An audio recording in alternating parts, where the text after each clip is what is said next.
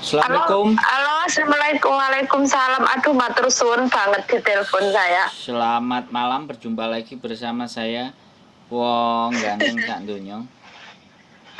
Malam mas, masih sore loh. Masa sore? Soalnya lampuku nyala Iya, semua. Apa, iya, iya, iya. apa karena bikin video ya jadi lampunya nyala. Oh, Gimana gimana ini gimana? bikin video apa mas? Loh, Masuk di YouTube ya loh. jelas no, piye.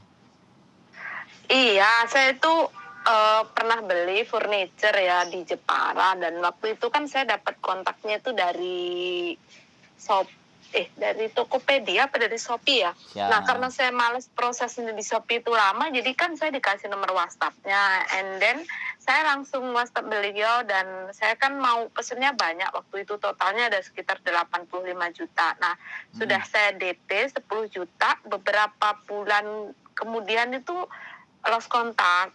Terus saya saya cari-cari dia, ternyata dia bermasalah di rumahnya sana. Terus saya suruh orang datengin rumahnya, ya orangnya nggak ada, cuman ada orang tuanya. Dan karena saya mikirnya apa ya, mikirnya tuh kasihan gitu, karena waktu itu istrinya baru melahirkan. Cuman waktu kapan tempo hari itu udah nomornya memang udah nggak aktif. Saya udah ada nomor keluarganya, cuman sekarang nggak tahu aktif apa enggak. Cuman pernah saya somasi 2 kali ke pengacara, nangis-nangis, jangan dilaporin ke polisi, udah saya biarin aja. Cuman sampai sekarang tuh nggak ada itikan baiknya gitu. Jadi kerugian yang sampean alami ini berapa gitu? Cuman 10 juta ya mas, tapi 10 juta kalau nggak punya video eling ya mas. Ya nggak masalah, makanya kan gini nih, kalau sampean tanyanya saya, kalau sampean mau diteruskan ya saya ada. Ya kalau sampean sudah somasi dengan pengacara sampean ya sudah, bikin kronologis, transfernya alamatnya kemana, orangnya kemana, ya sudah dikasuskan perdata. Atau penipuan, karena kalau penipuan Iya, jatuhnya kan pidana. iya jatuhnya itu ke penipuan ya, Nah penipuan lah penipuan mas, karena kan terus. sebenarnya yang rugi bukan saya, ya rugi 10 juta. Cuman ya saya kesal banget karena itu kan furniture itu kan pintu dan tetek bengek itu totalan kita udah 85 juta lah waktu itu. Waktu itu saya bilang kalau barangnya udah jadi saya bayar 50%, nanti kalau barangnya udah sampai saya kirim semuanya. Dia bilang iya bu, nggak apa-apa gitu. Nah sampai detik itu saya ada bukti semua transfernya, cuman transfernya itu ke istrinya gitu, ke nomor rekening istrinya, bukan rekening beliau gitu loh. Tapi data elektronik misalnya rekaman video atau chat atau semua ada nggak? Ada, saya simpan chatnya ada, cuman kalau video saya tidak pernah kak. Cuman chatnya, bukti transfer semua saya simpan gitu. Sampai sekarang saya simpan karena waktu itu sudah pernah disomasi sama pengacara saya, dan pengacara saya bilang, bu ini kalau mau diterusin ibunya adanya di Hong Kong, terus keluarga saya kan di Palembang, jadi ribet nih gitu, Bisa, uang juga tetap nggak bisa. banyak gitu Tetap gitu bisa. beliau bilang. Terus Dikuasakan akhirnya bisa. Dikuasakan bisa. Kuasa penuntutan. terus terus gimana itu mas, bayar pengacaranya mahal lagi nggak? Ya makanya itu yang harus sampean tanyakan. Jadi kalau sampean dengan pengacara sampean bilangnya seperti itu, ya kalau dengan pengacara saya pasti nanti sampean tak suruh telepon sendiri, sampean ngomong sendiri bagaimana kasusnya, kronologisnya, semuanya, alat bukti semuanya. Kalau itu komplit dan melengkapi ya kita naikkan, jadi kita acarakan. Tapi kalau seandainya menurut sampean, nah makanya dia pasti akan ngasih pertimbangan. Ada hal yang kira-kira bisa mereka bayar nggak. Kalau perdata kan, kalau kita memperkarakan dia nggak punya aset yang bisa disita kan sayang. Tapi kalau misalnya Iya, pidana jatuhnya penipuan, nah nggak tahu persisnya mas, karena yang saya tahu beliau makanya itu gini mbak, waktu mbak itu dengerin saya ada ngomong dulu. seorang bu Mbak, datang ke rumah halo, beliau gitu, ada halo, orang tuanya mbak, dan ada rumah orang tuanya, dan saya kasihan sekali karena halo, orang tuanya lumpuh gitu waktu itu. mbak, saya ngomong dulu ya. Jadi Oke. jangan sampean potong dulu, sampean kan bertanya toh. Oh, oke. Makanya kan sampean tak kasih pertimbangan. Jadi sampean pikirkan balik gitu loh. Jadi kalau urusannya perdata kemudian tidak ada aset yang bisa disita, maka itu sayang kita memperkarakan. Tapi kalau misalnya perdata dan ada aset yang diperkarakan, nggak ada masalah, yang nanti atas nama dia yang bisa kita sita, nggak ada masalah. Nah, tapi kalau punya sampean ini jatuhnya adalah pidana, nah kalau pidana kan beda dengan perdata. Kalau pidana dia nggak bisa, kalau bisa balikin ya kita damai, kita cabut tuntutan. Tapi kalau ternyata nggak bisa, ya kita pidanakan, dia masuk penjara. Tapi tidak mengganti rugi sampean, tapi akhirnya dia masuk penjara. Nah, itu sampean pikirkan dan terus dikonsultasikan dengan pengacara, biaya pengacara dan segala sesuatunya apakah worth it gitu loh, untuk eh, ketidakrelaan hati sampean dalam melakukan hal itu gitu loh. Intinya kan ini kan adalah permasalahan di mana sampean sudah ada niatan dan sampean sudah DP tapi tidak ditindaklanjutin sama mereka, kan itu tuh. Iya betul. Nah, makanya perlu dikonsultasikan juga. Lagi pula kalau bilang sampean posisinya di Hong Kong, ya bisa dikuasakan ke lawyer, ke pengacara. Makanya kan kenapa kalau orang berkasus-kasus itu kan, nah, giliran telepon mbaknya reconnecting. Ya udah, kita tunggu aja mbaknya reconnecting. Jadi, halo, Mbak. Ah iya, dengar suaranya jelas kok Mas. Oke, kalau kalau ibaratnya dikuasakan kepada pengacara kan sampean tinggal tanda tangan dari KJRI, sampean posisi di luar, ya sudah semuanya diwakilkan ke pengacara. Ya tinggal negosiasi dan pengacaranya bisa bisa dipercaya apa tidak gitu. Sudah disomasi soalnya sudah. Kalau sudah disomasi 3 kali dan dia tidak bertindak, maka kita perkarakan, kan gitu ceritanya, Mbak. Makanya semuanya Gitu kembalinya ya sama Mas. sampean. Ya terserah, kalau sampean punya pengacara sendiri monggo. Kalau saya mau sampean menggunakan pengacara saya punya 2. Kalau dia, Mahal nggak Mas? kenapa? Mahal boten. Ya nanti sampean tak kasih nomornya, sampean ngomong. Karena dia pasti akan kronologis dan saksi. Ditanyakan saja gitu loh. Nggak ada masalah. Kalau pengacara itu kan Gitu ya ya. namanya juga pengacara itu kan sekolah toh, Mbak. Malah Ya saya iya malah paham, saya saya ngerti gitu. uh, Dan kalau pengacara domisilinya di sekitar situ kan beliau tidak perlu akomodasi yang banyak. Cuman kalau iya. pengacaranya di luar kota kan, wah pengacara saya kan di Bali. Loh, kalau pengacara Jadi saya, wah pengacara saya ada di Surabaya satu, ada di Kediri satu. Jadi gitu kalau ya. ke Beliau Jepara tuh kan lebih dekat. Jepara posisinya desanya itu apa ya kemarin Ya, lupa saya. jatuhnya Ada nanti perkaranya semua. di pengadilan Jepara. Di Hmm. pengadilan negeri Jepara pastinya. Kan Jepara Karena gitu. kalau saya lihat di postingan itu ada beberapa orang yang sudah kena tipu beliau. Waktu itu saya lihat di Facebooknya itu ada beberapa orang tuh menulis di dinding beliau. Cuman sekarang udah nggak aktif lagi Facebooknya. Nah, makanya tergantung sampean. Kalau memang iya, saya kasih nomornya, sampean komunikasi sendiri sama pengacaranya. Jadi nggak lewat saya sudah. Sampean langsung ke pengacaranya. Saya masih Gitu ya. saya masih asisten advokat. Nah, masih asistennya. Jadi belum belum belum ke advokatnya atau belum ke pengacara, karena pengacaranya kan teman saya. Ya udah kamu sekolah dulu bilang. Kalau kamu sekolah dulu baru kamu bisa ngambil kasus katanya. Makanya saya Begitu ya. Iya. Ya nggak, setidaknya saya melihat videonya Mas Jabri itu, oh apa dikasusin aja ya ini anak, iya karena boleh. gitu, karena saya kecewa banget gitu. Mm-mm. Saya tuh udah benar-benar serius, udah mengang, dan begitu saya konfirmasi kok dia ngomongnya kok begitu, ibu nggak pernah jakat sih makanya kena tipu. Saya harus bilang ke Anda gitu, jadi saya merasa kayak ditampar gitu. Kalau saya, wah ini anak emang bener Nggak apa-apa. disekolahin gitu. Cuman Nggak. gitu saya mikir ke belakang lagi, saya lihat keluarganya seperti itu, saya bilang udah itu sudah 1 tahun lewat, 2 tahun lewat, kok hati saya ini mesti nggak rela gitu, orang itu kayak nggak ada itikat baik sama sekali gitu. Ya boleh, memang harus dikasih pelajaran kalau memang seperti itu. Tergantung sampeannya aja nanti. Kalau memang iya, sampean tak kasihkan nomor pengacaranya. Kebetulan pengacaranya juga punya punya bapak ibu tinggalnya di Bojonegoro. Kan itu lebih dekat kalau ke Jepara. Oh gitu ya Mas. Iya dong. Ya udah deh, nanti saya pikir-pikir lagi gimana. Dah, Ya, kalau intinya lagi nggak punya duit, inget Mas. iya. Inget orang yang nipu-nipu itu.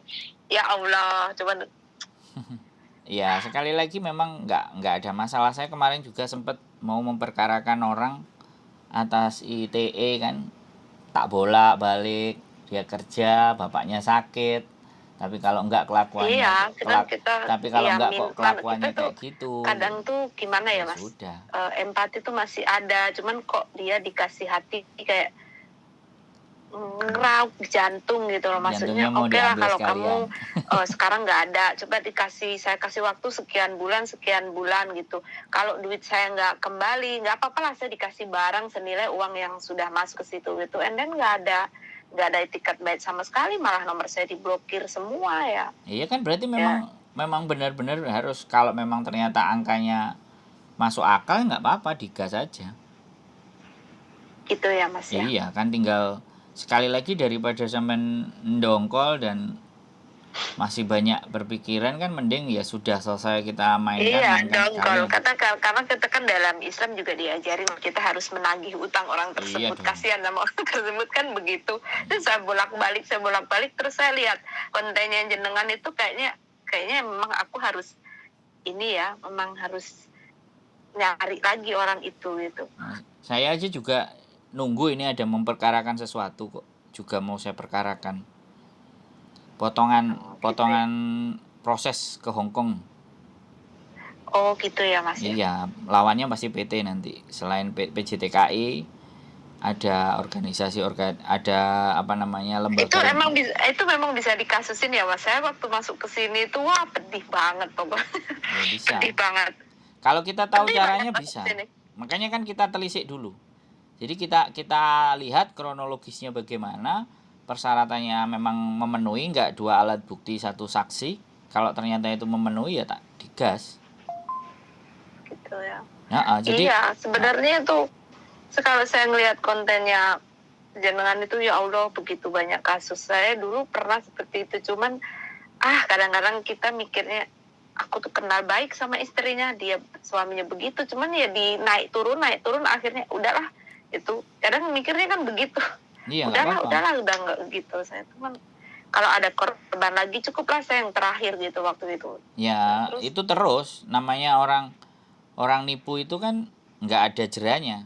Kayak kemarin si Garangan kemarin di tempatnya Miss Juni. Jadi itu kan ya teman-teman mau. Sekarang gini loh, semua para korban kalau iya ya, menunjukkan. ngomong-ngomong saya tambahin ya Mas, ngomong-ngomong soal Garangan itu ada teman saya, cuman sudah nggak ada buktinya karena buktinya itu di HP dan HP-nya itu udah rusak. Beliau itu sudah pernah kena 1 kali tahun 2014.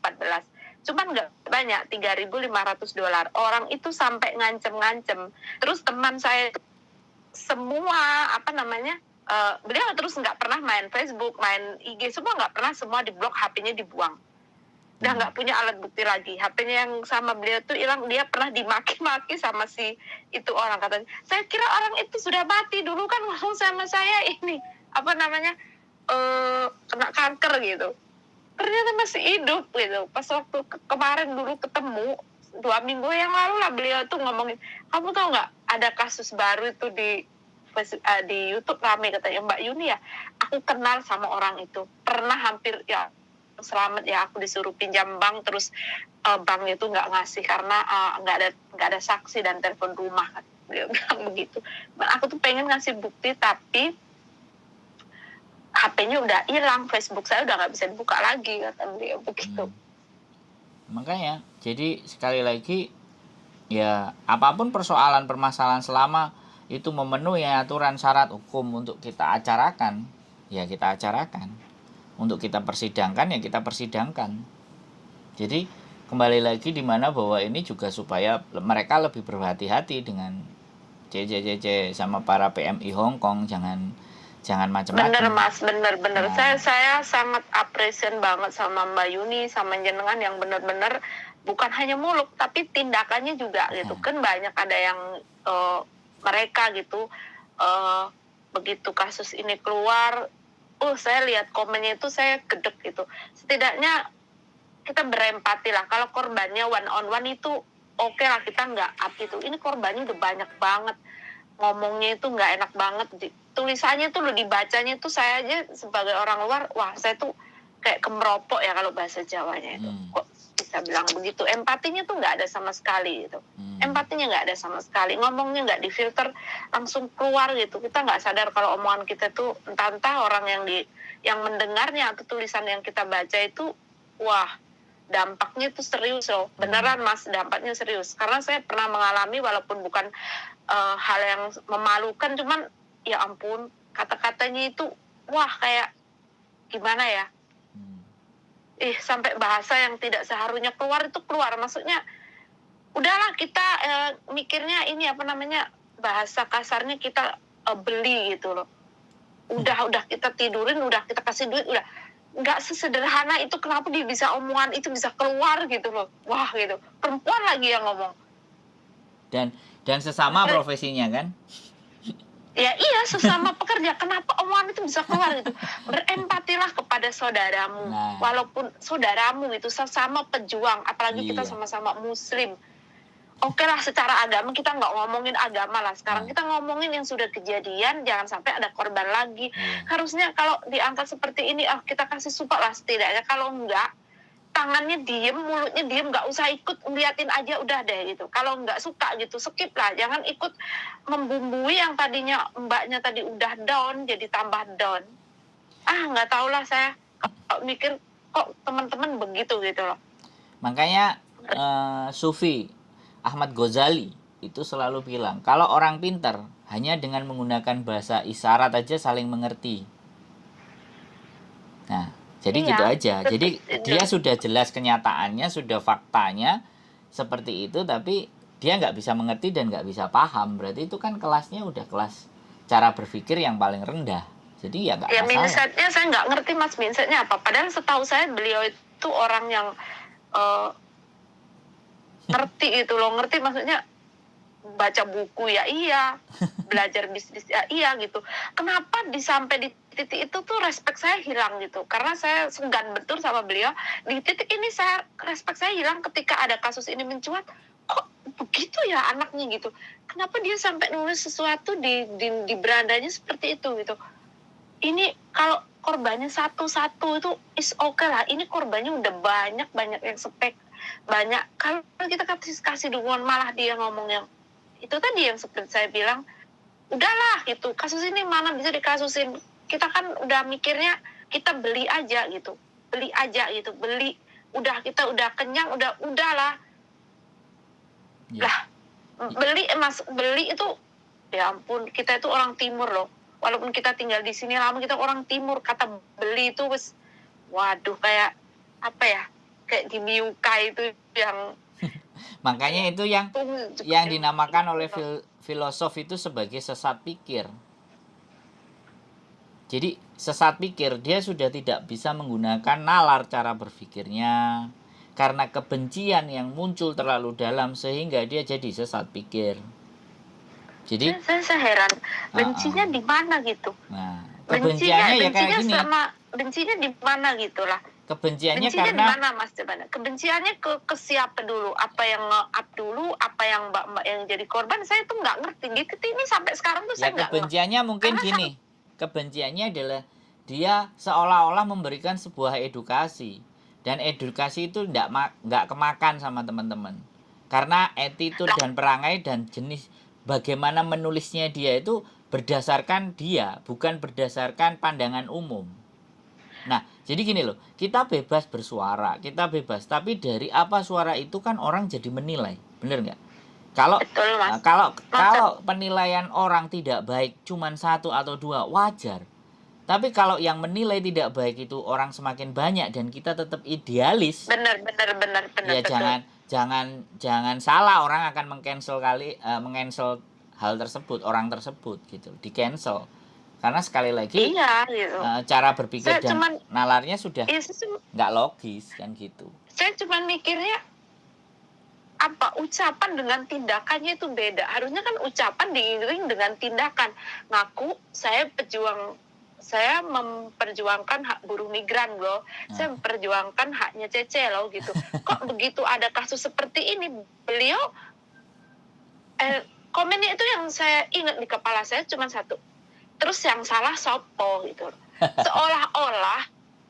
Seolah-olah bahwa perempuan ini perempuan yang nggak bener gitu. Emangnya kalau dia terjerat dengan karangan itu terus dia nggak bener? Mungkin dia perempuan yang bener-bener terus dia terpleset dan jatuh di waktu itu. Bener nggak, Mas? Yes. Iya. Makanya Saya pikirnya nggak punya nggak empati. ngerti, Jadi kalau seseorang tidak punya empati, ada masalah di masa lalunya. Jadi ada mungkin masalah juga, di Mas. masa Ada lalu. masalah di masa lalunya. Nah, satu Terus beliau sendiri bisa jadi dia tidak pernah dididik dengan kasih sayang, tapi dididiknya dengan kebencian, dengan kemarahan. Sehingga dia tumbuh dan berkembang. Tapi beliau secara agamis beliau mengaku ngaji Quran itu 6 tahun di Pak Kiai. Ya itu kan urusan dia, itu kan ucapan dia, tapi tidak mencerminkan. Kan sekarang banyak orang yang akal logikanya ngomongnya bagaimana, tapi cerminan tindakannya beda. Ya, berbanding lurus dengan ucapan. Nggak bisa jadi ukuran kan. Sekali lagi kan nggak bisa jadi ukuran hal itu. Betul. Ini sosial Benar media. banget. Jadi sosial media itu dulu Rasul kita menyampaikan bahwa ada di masa dan di zaman bahwa fitnah itu sudah berjamaah. Nah, zaman sosial media inilah zaman fitnah yang secara berjamaah. Kita nge-share sesuatu yang belum tentu kepastian dan kebenarannya sudah di-share. Kalau saya, makanya saya juga kan satu komplotan sama Miss Uni. Kita bikin kontennya kan juga sebenarnya bareng dan bersamaan. Saya sudah duluan di 2018, mungkin dia udah punya YouTube duluan tapi belum diisi dengan hal-hal seperti ini. Saya bilang, informasi yang kita dapatkan harus A1. A1 itu artinya apa? Dari sang korban. Atau dari yang kita ajak bicara, yang merasakan langsung keluh kesah mereka, derita mereka. Jadi jangan deritanya mereka terus kita ucapkan dengan kata-kata kita. Kan gitu tuh. Betul. Jadi langsung dia sendiri yang merasakan. Makanya kita berani karena dia sendiri yang merasakan, dia yang ngalami, dia berani bersaksi, dia bisa menunjukkan barang buktinya. Ya ayo kita gas, seret, ya sudah. Dan artinya berhasil. Sampai sebesar ini itu. Begitu pertama kasus itu keluar, saya kan jarang lihat konten begitu, kan jarang. Cuman kok ini lewat di beranda terus, ini apa sih gitu. Saya sampai cari-cari di Google itu orang itu gitu. Untung saya nggak pernah ketemu orang itu ya. Jadi ya sekali lagi Mbak, jadi niat baik, kita lakukan hal yang baik, belum tentu dengan cara yang baik, belum tentu orang juga akan menerima itu dengan baik. Benar, Mas. Kita tidak bisa memaksa orang untuk suka dengan kita sebaik apapun kita. Pasti ada segelintir orang yang menganggap bahwa kita itu nggak benar.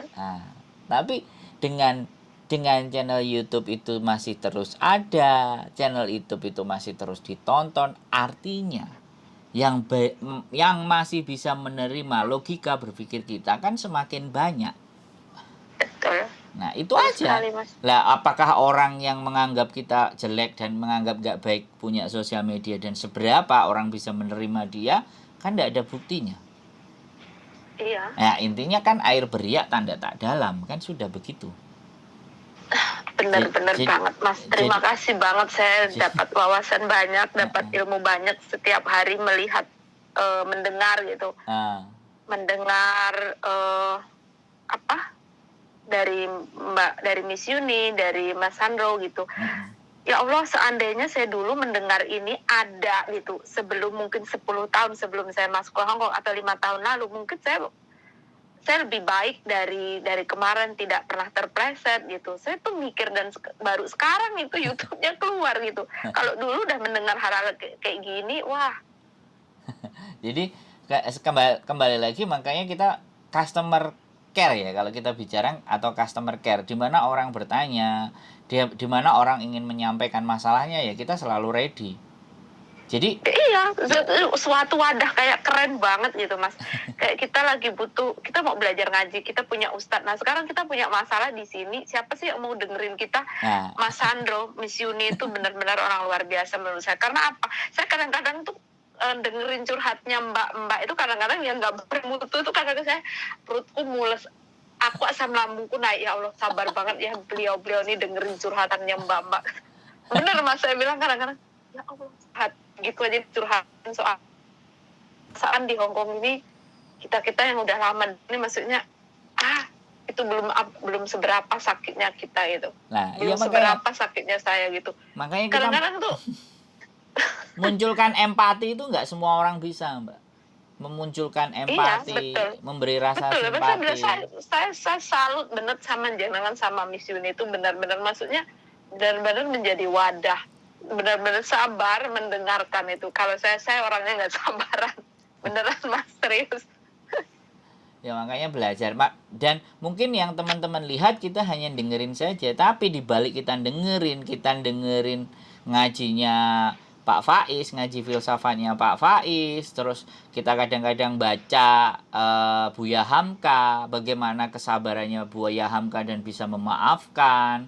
Kemudian kita juga baca kitabnya Ghazali, kita juga kadang-kadang bahas apa yang dibahas oleh Bante Utomo, Bhikkhu, kayak gitu kan. Terus kita Habib Jafar, kita juga dengerin, kadang kita lihat konten mengapa demikian, terus kita baca konten juga tentang filosofi, kita juga baca konten tentang bagaimana sesat pikir, bagaimana generasi strawberry. Jadi kita juga menambah wawasan itu semuanya supaya itu semuanya bisa dibawa ke teman-teman gitu loh. Jadi komprehensif. Jadi mereka akan mendapatkan sesuatu yang terbaik setelah kita olah gitu. Harapan kita kan seperti itu. Makanya kita terus bertumbuh. Jadi harus ada vitamin juga, dengerin khotbah, dengerin ceramah. Iya. Kita juga dengerin itu tujuannya untuk disampaikan balik gitu. Karena sekali lagi kita menghadapi telepon, menghadapi berbagai peliknya masalah. Yang paling sering adalah majikan ngomel, menghadapi majikan yang seperti ini, seperti itu. Bagaimana kita menyikapinya kan? Sebenarnya itu kan bagian dari pembelajaran secara psikis. Karena memang ya sudah, kita punya telinga dua, kita gunakan untuk mendengar. Nah, supaya menjadikan pembelajaran kepada yang lebih banyak, ya kita naikkan ke konten. Kan seperti itu loh. Dilalah kontennya Benar, juga Mas. ada yang mau, ada yang bisa dengerin. Nah, jadi kita bawa ke channel YouTube, muka kita juga kita perlihatkan, kita juga nggak sembunyi-sembunyi, ya kan? Kita juga ngomong, kita juga bisa ditemui, kita bisa dicari. Jadi kan di situ.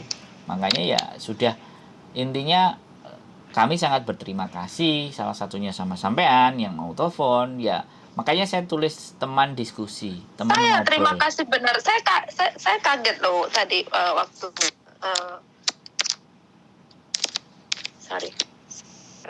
waktu Mas Handro telepon, wah begitu, maksudnya sebegitu appreciation kepada kami, begitu ada masalah langsung di ini. Iya, soalnya habis Jumatan tadi. Terima kasih ya Mas Handro. Ya, nggak apa-apa. Pokoknya nanti kabar-kabar aja. Kalau memang sampean mau dibolak-balik, dinaikkan, diturunkan, mau dilanjut, monggo. Kalau enggak juga enggak apa-apa. Berarti sampean sudah bisa berbesar hati dan berdamai. Ya Mas ya. Gitu aja. Sehat selalu, Mbak ya. Terakhir Mbak Mas. Siap, besok Lebaran.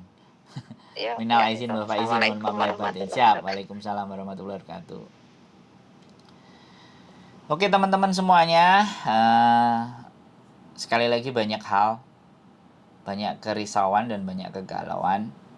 Gak apa-apa, namanya juga teman diskusi, kita ngobrol, kita diskusi.